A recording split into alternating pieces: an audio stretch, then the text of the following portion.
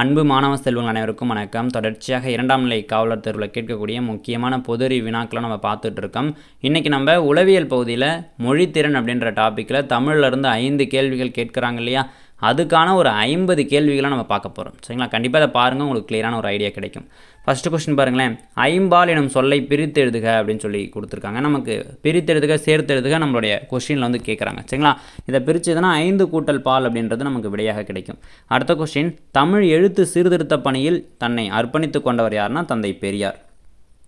சரிங்களா, அடுத்த கொஸ்டின், இதழ்களை குவிப்பதால் பிறக்கும் எழுத்துக்கள் அப்படின்னு சொல்லி கேட்டிருக்காங்க. இதில் இருக்கிற எழுத்தெல்லாம் நீங்கள் சொல்லி பார்த்தாலே இதுக்கு உங்களுக்கு ஆன்சர் தெரிஞ்சிடும்.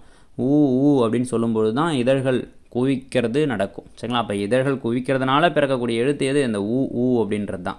அடுத்த கொஸ்டின், வல்லின எழுத்துக்கள் பிறக்கும் இடம் எது அப்படின்னு சொல்லி கேட்டிருக்காங்க. அப்போ எழுத்துக்களின் பிறப்புன்றது ரொம்ப முக்கியம். தலையில் என்ன எழுத்துக்கள் பிறக்குது, மூக்கில் என்ன எழுத்து பிறக்குது, கழுத்தில் என்ன எழுத்து பிறக்குது, மார்பில் என்ன எழுத்துக்கள் பிறக்குது, இதெல்லாம் நல்லா தெரிஞ்சு வச்சுக்கோங்க.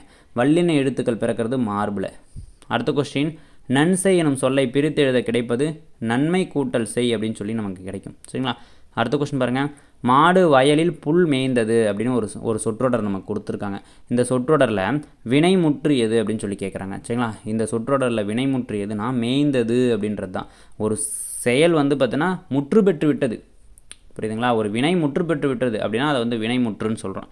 அடுத்த கொஸ்டின், பின்வரும் நூற்றுள் ஏவல் வினைமுற்று அப்படின்னு சொல்லி கேட்குறாங்க. எது வந்து ஏவல் வினைமுற்று இந்த 4 ஆப்ஷன்லன்னு சொல்லி பார்த்தீங்கன்னா கட்டளையாக வரும். அப்போ ஓடு அப்படின்றது தான் ஏவல் வினைமுற்று.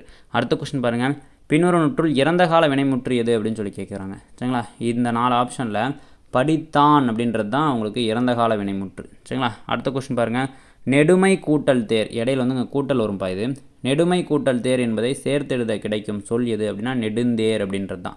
அடுத்த கொஸ்டின் பாருங்கள், முற்று பெறாமல் எஞ்சி நிற்கும் சொல்ல வந்து நம்ம என்னன்னு சொல்லலாம்னா எச்சம் அப்படின்னு சொல்லலாம். இந்த எச்சம் வந்து 2 வகைப்படும். ஒன்று பெயர் எச்சம், இன்னொன்று வந்து பார்த்திங்கன்னா வினை எச்சம். பெயர் எச்சத்தை எப்படி கண்டுபிடிக்கலான்னா, இந்த பாருங்களேன், படித்த அப்படின்னு வருதா, அப்போ சொல்லும்போது அப்படின்ற ஓசையில் முடியணும். அப்படி வந்துச்சுன்னா அதை வந்து பெயர் எச்சம்னு சொல்கிறோம். இதுவே சொல்லும்போது ஊ அப்படின்ற ஓசை, இப்போ பாருங்கள் படித்து, சரிங்களா, படித்து அப்படின்னு சொல்கிறோமா, அப்போ ஊ அப்படின்ற ஓசையில் வந்துச்சுன்னா அதை வந்து நம்ம வினை எச்சம்னு சொல்லலாம். இதை நல்லா தெரிஞ்சு வச்சுக்கோங்க.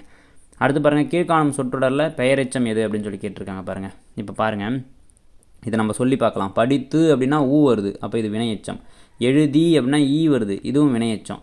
வந்து அப்படின்னா ஊ வருது, இதுவும் வினை எச்சம். பார்த்த இதில் வருதா, அப்போ இதுதான் பெயர் எச்சம். இதை தெரிஞ்சு வச்சுக்கோங்க. அடுத்த கொஸ்டின், கலன் என்ற சொல்லின் பொருள் என்ன அப்படின்னு சொல்லி கேட்டிருக்காங்க. அணிகலன் அப்படின்றது தான் கலன் அப்படின்னு சொல்கிறாங்க. சரிங்களா, அடுத்த கொஸ்டின், மலர் பானையை வளைத்தால் இந்த தொடரில் டேஷ் பொருள் குறிக்கிறது. இந்த தொடரில் ஆக்கல் அப்படின்ற பொருள் வந்து குறிக்கப்படுது. மலர் வந்து பானையை வளைத்தால் அப்படின்னா அவங்க வந்து அழகாக பானை செய்தார்கள். அப்போ ஒரு ஆக்கல், ஒரு விஷயத்தை உருவாக்குறது, அது ஆக்கல் செயல் அப்படின்னு சொல்லுவாங்க.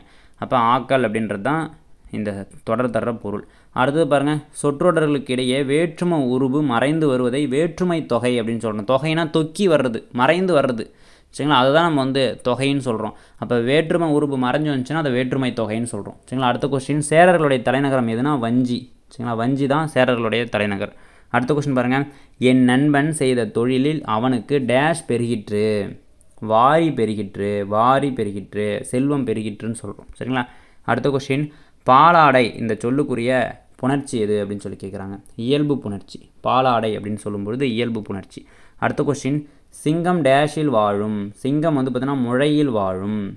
சரிங்களா, சிங்கம்ன்றது முழையில் வாழும். அடுத்த கொஸ்டின் பாருங்கள், த்ரெட் என்ற ஆங்கில சொல்லுக்கு நிகரான தமிழ் சொல் எது அப்படின்னு சொல்லி கேட்குறாங்க. நூல் அப்படின்றது தான். த்ரெட் அப்படின்ற ஆங்கில சொல்லுக்கு நேரான தமிழ் சொல் நூல் அப்படின்றது தான். அடுத்த கொஸ்டின் பாருங்களேன், மண்பாண்டம் அப்படின்றது எந்த வகையான புணர்ச்சி அப்படின்னு சொல்லி கேட்டிருக்காங்க. மண்பாண்டம் அப்படின்னு சொன்னோம்னா திரிதல் புணர்ச்சி.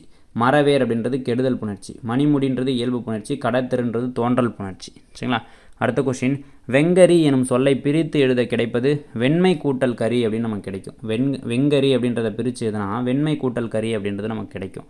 அடுத்த கொஸ்டின், 5வது உலக தமிழ் மாநாடு எங்கு நடைபெற்றது? மதுரையில் நடந்திருக்கும். சரிங்களா, இப்போ 11வது தமிழ் மாநாடு எங்கே நடந்துச்சு? சென்னையில் நடந்துச்சு. சரி, இதெல்லாம் கொஸ்டின் தான் உங்களுக்கு. அடுத்த கொஸ்டின் பாருங்கள், ஒன்றே டேஷ் என்று கருதி வாழ்வதே மனித பண்பாகும். ஒன்றே குலம் என்று, இந்த குலம் வரணும். சரிங்களா, இந்த குலம் வரணும். பெரியலா வரக்கூடாது. பெரியலா வந்துச்சுன்னா தண்ணி இருக்கிற குளமாயிடும். சரிங்களா, அப்போ ஒன்றே குலம் என்று கருதி வாழ்வதே மனித பண்பாகும். அதுதான் சரியான ஆன்சர். அடுத்த கொஸ்டின் பாருங்கள், உள் கூட்டல் இருக்கும் என்பதை சேர்த்து எழுத கிடைப்பது உள்ளிருக்கும். உள்ளிருக்கும் அப்படின்றது தான், சாரி இதுதான் ஆன்சர். உள்ளிருக்கும்னா இதுதான் கரெக்டாக இருக்கும். உள்ளிருக்கும் அப்படின்றது தான் சரியான ஆன்சர். அடுத்த கொஸ்டின் பாருங்கள், மக்களின் ஒழுக்கத்துடன் தொடர்புடையது எது அப்படின்னு சொல்லி பார்த்தீங்கன்னா மழை. திருவள்ளுவர் வந்து மழையை வந்து மக்களுடைய ஒழுக்கத்து கூட தொடர்பு படுத்துகிறாரு. அடுத்த கொஸ்டின் பாருங்கள், அசை எத்தனை வகைப்படும் அப்படின்னா 2 வகைப்படும். நேரசை, நிறையசை அப்படின்னு சொல்லி 2 வகையாக பிரிக்கலாம். அடுத்த கொஸ்டின் பாருங்கள், முதல் எழுத்துக்கள் ஒன்றி வர தொடுப்பதை மோனை அப்படின்னு சொல்கிறோம். 2ஆம் எழுத்துக்கள் ஒன்றி வர தொடுப்பதை எதுகை அப்படின்னு சொல்கிறோம். அடிகள் தோறும் சீர்கள் தோறும் கடைசி எழுத்து ஒன்றி வர தொடுப்பதை இயல்புன்னு சொல்கிறோம். அதேமாதிரி ஒரு வரியில் கடைசி எழுத்துன்றது அடுத்த வரிக்கு முதலாக அமைவதை அந்தாதின்னு சொல்கிறோம். இதெல்லாம் நல்லா தெரிஞ்சு வச்சுக்கோங்க. அடுத்த கொஸ்டின், வெண்பா அப்படின்னு சொன்னோம்னா, வெண்பான்னு சொன்னோம்னா செப்பலோசை, ஆசிரியப்பானா அகவலோசை, கலிப்பா அப்படின்னா துள்ளலோசை, வஞ்சிப்பான்றது தூங்கலோசை.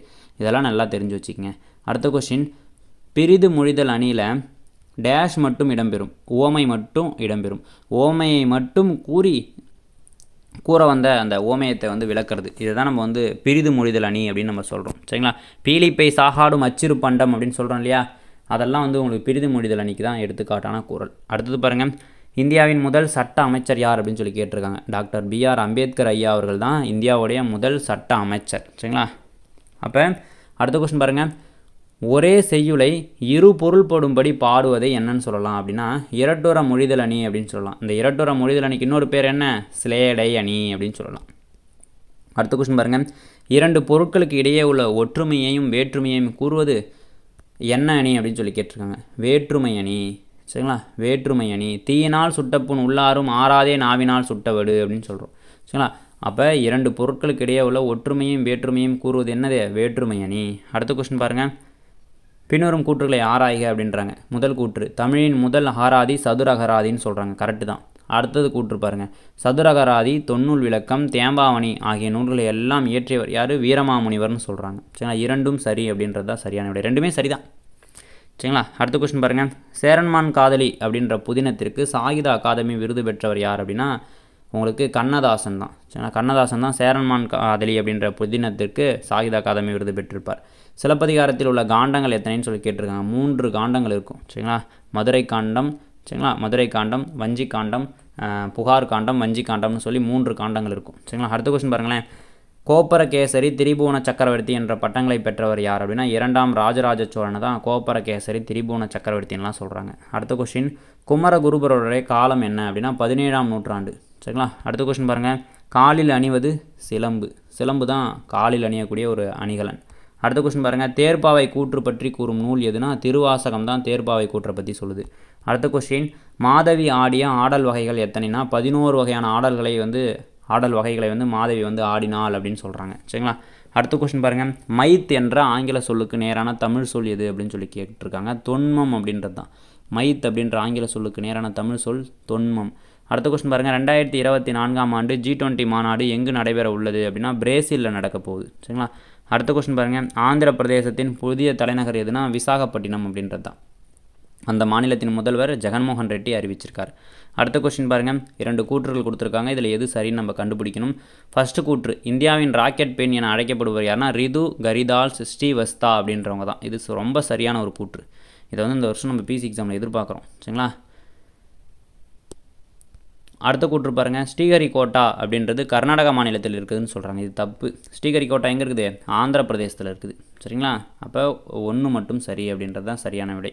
அடுத்த கொஸ்டின் பாருங்கள், நஞ்சராயன் பறவைகள் சரணாலயம் எந்த மாவட்டத்தில் அமைந்துள்ளது அப்படின்னு சொல்லி கேட்டிருக்காங்க. திருப்பூர் மாவட்டத்தில் அமைஞ்சிருக்கு. சரிங்களா? அடுத்த கொஸ்டின் பாருங்கள், பெண்கள் பாதுகாப்பிற்கான அவசர உதவி எண் எது அப்படின்னு சொல்லி கேட்டிருக்காங்க. 1091 தான் சரியான விடை. சரிங்களா? அடுத்த கொஸ்டின் பாருங்கள், கிரிக்கெட் விளையாட அணிக்கு எத்தனை பேர் தேவைப்படுறாங்க அப்படின்னு சொல்லி கேட்டிருக்காங்க. 11 பேர் தேவைப்படுறாங்க கிரிக்கெட்டுக்கு. சரிங்களா? அடுத்த கொஸ்டின், உலக குழந்தை தொழிலாளர் எதிர்ப்பு தினம் அப்படின்னு சொல்லி பார்த்தோம்னா ஜூன் 12 தான் நம்ம உலக குழந்தைகள் தொழிலாளர் எதிர்ப்பு தினமாக நம்ம பார்க்குறோம்.